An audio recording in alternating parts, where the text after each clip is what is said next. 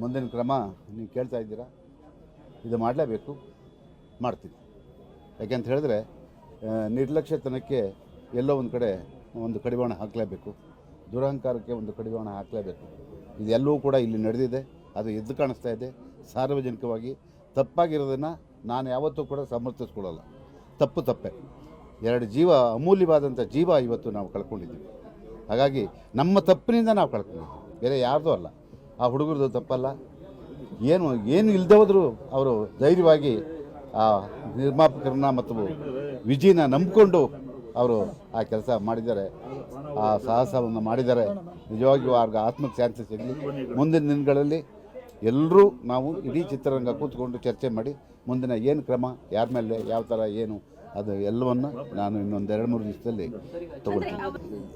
ತಪ್ಪು ಮಾಡಿರೋರು ತಪ್ಪಿಸ್ಕೊಳ್ತಾರೆ, ಆದರೆ ಅವರು ಯಾವತ್ತಿದ್ರೂ ಸಿಗಲೇಬೇಕು. ಆದರೆ ಅವ್ರಿಗೆ ಗೊತ್ತಾಗಿದೆ ನಾನು ತಪ್ಪು ಮಾಡಿದ್ದೀನಿ ಅಂತ. ಆ ತಪ್ಪು ಮಾಡಿಲ್ಲ ಅಂತ ಹೇಳಿದರೆ ಅವರಲ್ಲೇ ಇರೋರು, ನಾನು ತಪ್ಪು ಮಾಡಿಲ್ಲ, ನಾನು ಪ್ರಯತ್ನ ಮಾಡಿದೆ ಅಂತ ಹೇಳ್ಬಿಟ್ಟು